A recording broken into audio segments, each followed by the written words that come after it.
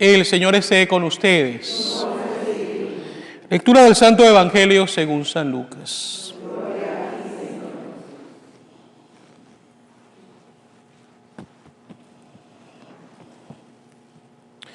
Transcurrido el tiempo de la purificación de María, según la ley de Moisés, ella y José llevaron al niño a Jerusalén para presentarlo al Señor, de acuerdo con lo escrito en la ley. Todo primogénito varón será consagrado al Señor y también para ofrecer, como dice la ley, un par de tórtolas o 2 pichones. Vivía en Jerusalén un hombre llamado Simeón, varón justo y temeroso de Dios, que aguardaba el consuelo de Israel. En él moraba el Espíritu Santo, el cual le había revelado que no moriría sin haber visto antes al Mesías el Señor.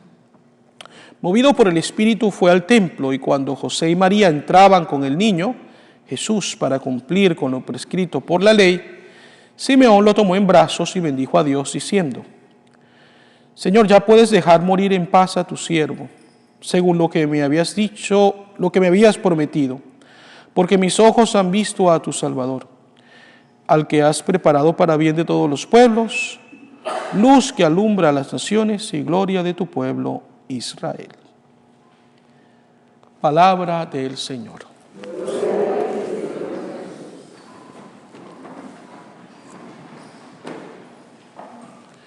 Celebramos pues hoy esta fiesta de la presentación del Señor.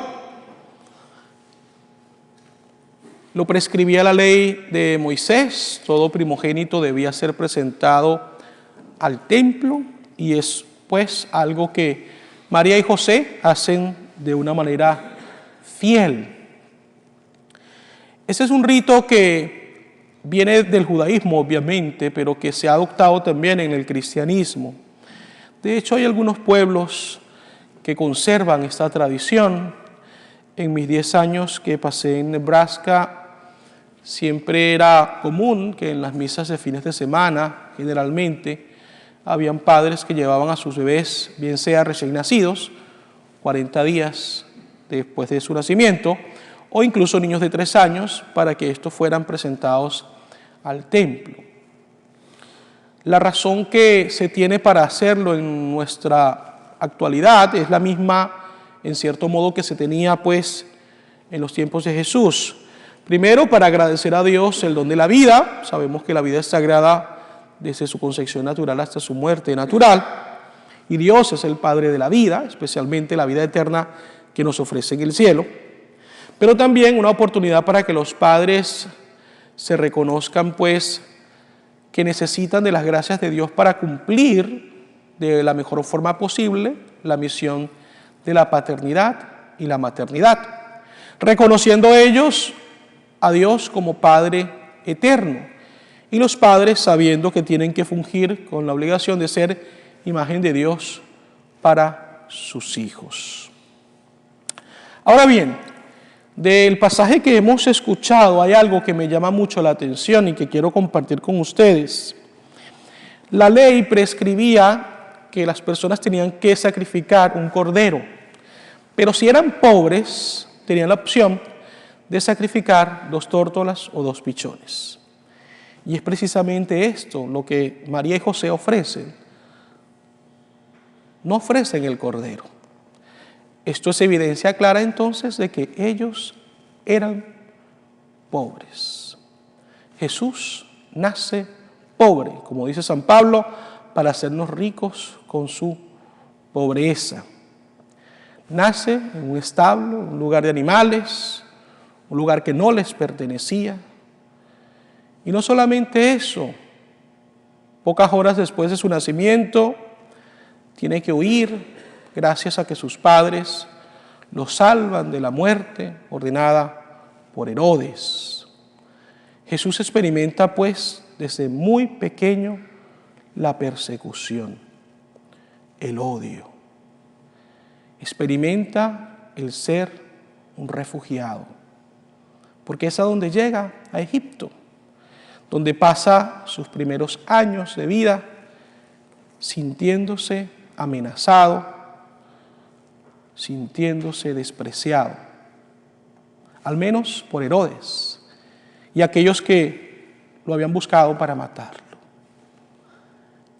Esto es algo, queridos hermanos y hermanas, que nos tiene que hacer reflexionar. Yo creo que como cristianos nos olvidamos el hecho de que Jesús huyó de su tierra para salvar su vida y experimentó el hecho de ser también él un inmigrante, un refugiado. Nadie generalmente deja su tierra para ir a otro lugar por gusto, por placer.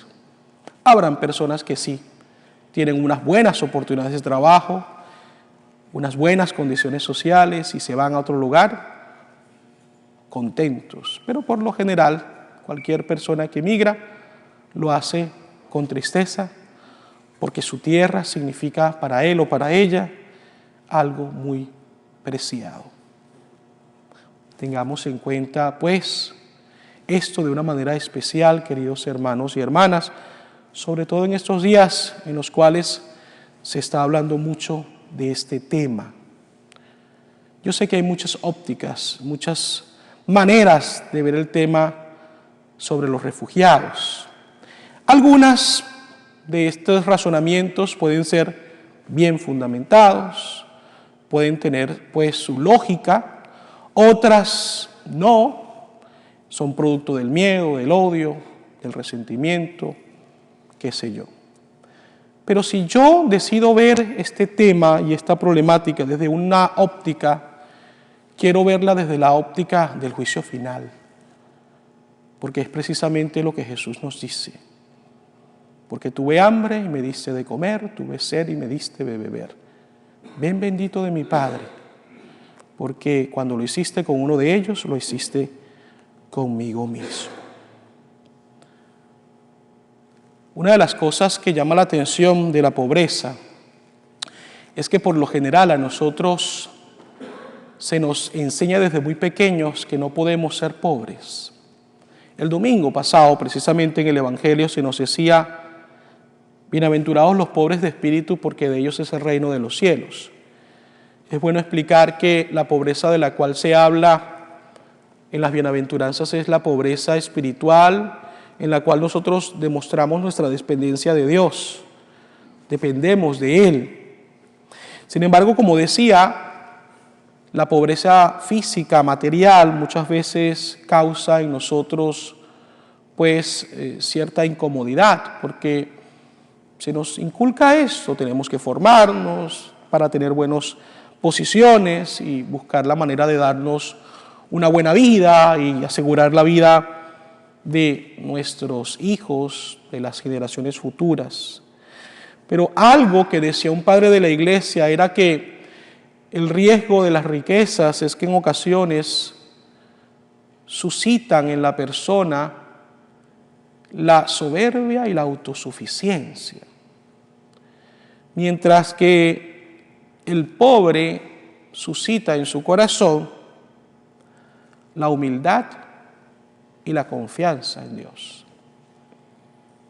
No hay nada de malo buscar progresar en la vida, sobre todo si se hace ilícitamente, pero lo malo sería cambiar a Dios por los bienes materiales, de eso estamos claros. Es por eso que se nos invita a redescubrir el verdadero sentido de la pobreza. El Papa Francisco nos ha insistido mucho en este tema y yo creo que es importante que nosotros sintamos en nuestro corazón la necesidad de evaluarnos en nuestro interior y poder entender qué es lo que realmente nos motiva a vivir y qué es lo que realmente nos motiva a profesar nuestra fe cristiana. Pidámosle pues al Señor que nos haga capaces de ser misericordiosos y que luchemos por la vida como don de Dios, repito, desde la concepción natural hasta la muerte natural. Hay un riesgo por allí y es que muchas veces el término provida puede ser muy limitado al solamente considerarse provida por querer ser pronacimiento. Provida implica no solamente el nacer, que es una bendición, pero también poder darle a las personas la oportunidad de vivir una vida digna para morir también dignamente de manera natural cuando Dios así lo tenga destinado. Así sea.